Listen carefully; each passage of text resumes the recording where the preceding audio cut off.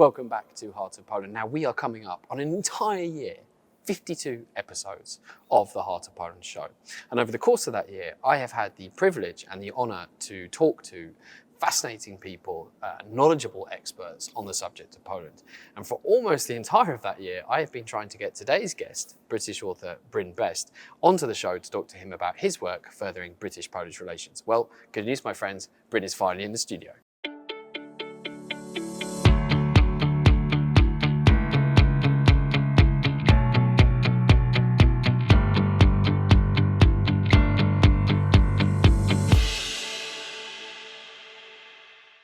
Brin, thank you very much for joining us here. You're here on holiday at the moment. Yeah, short break. It's fantastic to be with you here in Warsaw, Paddy. I've kind of been angling to get you in various forms online, Yes. but physically you are here, which I think is absolutely. the best way. Isn't Wonderful, it? yeah. Now, you once at one stage had Bronisław Bestowski as your Facebook name, I think, which that's shows right. that you kind of did you give yourself that name, or did someone start calling you that? Do you know, a few of my Polish friends started to give me those kind of, Polish diminutives around the name Brin, and it was becoming all sorts of weird things. And Bronisław sounded kind of cool, and I rather liked it.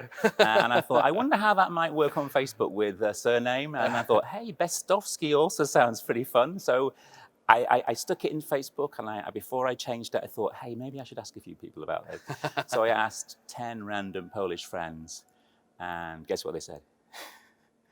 They all loved it. They loved it, yeah. Providing they didn't find it kind of rude or crazy or embarrassing, I was up for it. And then I was stuck with it for 3 months. But I got used to it. I got to like it. And in fact, when it finally went back after 3 months, I had a few people saying, where's Bronisław gone? Where's the Bronisław We're gone? missing him. Well, I'm Padisław Najowski, Yes. so we could almost be related somehow in our Polish alter egos. Yeah, Have you become a kind of honorary Pole through your work? I don't consider myself that. Many Polish people want to say those things to me, which is very sweet and kind of them, and I'm very touched by that idea that they should want to bring me onto the fold in that way. I certainly feel very close to Polish culture, Polish people, and this is very much began as a project of the mind, really, a book, an academic exercise, and very soon became an endeavour of the heart, and since then been absolutely that for me. So let's talk immediately. What inspired you to decide to write about Polish-British relations and Poles in Britain? So this story goes way back to Manchester when I was growing up as a little boy, and around age 8, 9, one of the highlights of my week was having an ice cream man come to my street selling all various delicacies. And that man was a Mr. Kupiacz, who used to come and I'd have a 99 with raspberry syrup. And he'd start to tell me in this unusual accent about this faraway place, this exotic country called Poland. And I became fascinated by this place and his story. And in fact, his story was amazing because he came to live in Manchester after the war, having fought alongside people like my grandfather in the Second World War. And at that very early age, I was captivated by this country and its people, and it never really left me. So what inspired you then to go and write a book? Because writing a book is quite a tiring enterprise. Yeah, it's tiring. Writing books is very demanding. And in fact, it's been my living for a few decades, involved in education work, teaching, writing for teachers, writing books around other subjects. So it is very demanding. But I have this passion for writing about important subjects and social change, in fact, and issues that are changing in our country. And I got very interested in the new generation of Poles coming to live in the UK. Now we have 1 million plus. It's the second most used language in the UK. It was a massive change that we're seeing in the country, and I wanted to try and document what was happening and talk to Polish people about their stories. And I had the chance to have a lengthy discussion with a barista in a coffee shop in Leeds, called Karolina, a young woman who I've got to know really well. And in fact, we're going to her wedding at Zakopane at Christmas. And she told me over a period of around 4 hours, it was meant to be a 30-minute chat, all about her story of when she came to the UK from Warsaw, in fact. She went to school not far away from this very building. And I became convinced that there were hundreds of stories like that we needed to actually capture. And nobody had ever written a book about the Polish contribution to the UK over the centuries. It was something which wasn't in the literature. And I just became kind of driven to make that happen because I realized it was an opportunity to write that book, to tell that story, to get to know more Polish people, understand the reasons for traveling, and the various ways in which Polish people have contributed over the centuries. And I was incredibly lucky to find a young Polish writer in Leeds called Maria Żukowska, who teamed up with me to write this book, and it was very much a joint effort. And without her, I never could have achieved what we did. So would you agree that the sort of Poles in the UK, they fly a bit under the radar? They're a little bit of unseen. As you said, it's the second widest, most spoken language on the English Isles now. I think they tend to keep themselves to themselves very much, and as a nation and as a people are very modest and humble and don't tend to want to stand out and make a fuss. So I think it's partly to do the culture in that way. And in fact, they just want to get on and work hard and make a good living and be very focused on their families. Yeah. So I think there is an element of that, yeah. But these stories needed to be told, and we had so many stories, over 50 people that we interviewed in the end, including people who left Warsaw during the war in the most traumatic circumstances, to people who left just a few years ago and weren't sure whether they'd stay, and in fact a few returned to Poland. And it was an opportunity to tell those stories and really focus on the contribution that Poles had made in a way that had never been done before in a book. Brin, was there anything about Poland that you discovered in the process that maybe surprised you? Because when I read the book again the other day, I realised it's a really good primer on what Poland is today. It really is. If you're looking for one book to read and which just gives you that really good, it's much better than a Wikipedia entry, that's for sure. I think that's a pretty high compliment. But, so therefore you had to go on a process to discover this country that you weren't intimately familiar with, being someone who lives in the UK. I found so much out that was new and was surprising, and having Maria to work with, I was often leaning on her knowledge as well, so it wasn't that I was able to necessarily instinctively write about the geography or the history of Poland. We were having to work together to do that. She was patching it together with her own school and university studies. I found lots of things out that were surprising. I mean, even like the physical dimensions, how it compared to the UK, the fact there's more land area in Poland, the wealth of habitats and natural diversity in Poland, just incredible. From the Far East, where we have the forest with the bison, the last place in Europe where bison live, to the mountains in the south where we have all sorts of exotic birds and wildlife, to the beautiful Baltic shores where we were just recently hunting for amber near Gdansk. This is just a wealth of natural wonders. And of course the history is so complex, so traumatic in many times, and to actually try and understand more about that was actually a big challenge, in fact, and how the current situation and the current setting of Poland relates to the past, and just how patriotic Polish people are, I mean, was a real kind of surprise in a way, because British people generally, in my experience, aren't that patriotic and don't have that feeling, that kind of heart feeling about their own country. Some Brits are, but it's pretty universal in all my Polish friends, and I really like that. They're so proud, and they need to be proud because this country's been through so much, and been through so many struggles. And obviously it hasn't, and has lost its territory in various periods of time. So I absolutely understand that. Does the Polish story kind of inspire you, and you think about that hardship and what the country's been through? It's so inspiring. I mean, we were in Malbork area in February this year for a baptism, and we were in a church there in this beautiful setting where communion was held, and I was just taken back to the time around the war when so many lives were lost, and how that communion would have been held in that same way, in that same place. And so many families would have had gaps, and so many families would have had loss. It was such a profound feeling of that. And so I do so admire Polish people and the nation, because there's been so much suffering here, and at the same time, Polish people just get on with life and just try and move forward, and actually don't feel sorry for themselves. Not in my experience of my Polish friends. They just want to get on with life and aware of the past, but looking to the future, and just wanting to work really hard for a better future for themselves and their families. Did the book come out around about the time of the Brexit decision, or have I got my chronology It's an interesting wrong? question. Came out in September 2016, but our book was started before Brexit was even thought of in terms of a debate, so it was in no way a response to that. It's often a question people ask us. They think maybe we did it in response to Brexit. It wasn't at all an effort to try and prove anything about Brexit. It was a coincidence, actually. And although we sent a copy to Theresa May and got a nice letter back saying how she appreciated that, and we sent copies to other people, hopefully, who were influential in government, it wasn't in any sense a political effort. But clearly people have used the information and are using the stories to just tell this very positive, optimistic story of the range of ways in which Polish people are and continue to make a contribution in the UK. And when I talk to friends, neighbours, just generally about Poles and Polish people. Maybe they don't know Polish people. The range of ways in which Polish people have actually worked with Brits, from the war to science, technology, sports even. We have so many Polish footballers in the UK. There are so many links there, special links and ways in which we're actually working together. And this idea of trying to celebrate that is important to me, which is why I wanted to set up this network of ambassadors for British-Polish cooperation, which you're one of course. And this is very important because we can all be that. We can all have conversations with other people about British-Polish issues and celebrate these links, educate other people. Yeah. And one of the reasons why I asked the question was because I sometimes find in Poland this sense that they feel like actually the welcome British people in the UK isn't particularly warm. You know, there was a murder in Harlow, which may or may not have been racially motivated. But at the time was perceived to be something around Brexit, and perhaps the hostility towards immigrants, etc.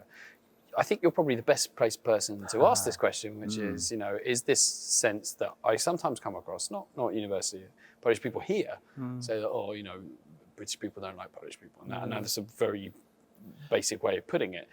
Is that correct? Well, bear in mind that the sample of Polish people I've spoken to is very small compared to how many are in the UK. So, you know, I've done statistics and written articles in that area. So I don't want to pretend that I'm anything but a sort of opportunistic small sample of people.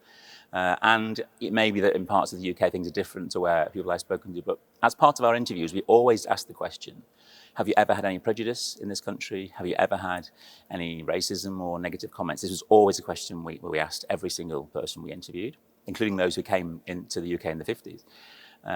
And what we only ever got was very small, low-level comments or no comments. And in fact, if I remember correctly, only 5 of the 50 people even mentioned one incident of a small comment made to them.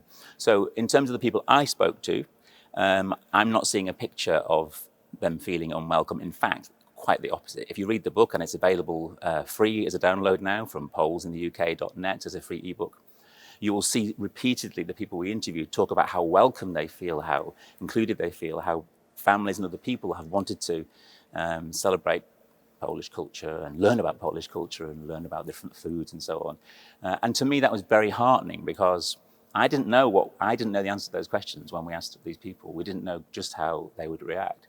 And I was prepared for some horror stories. Yeah, I really was, because I'd heard those stories in the press of Poles being attacked and the manslaughter you mentioned in Harlow.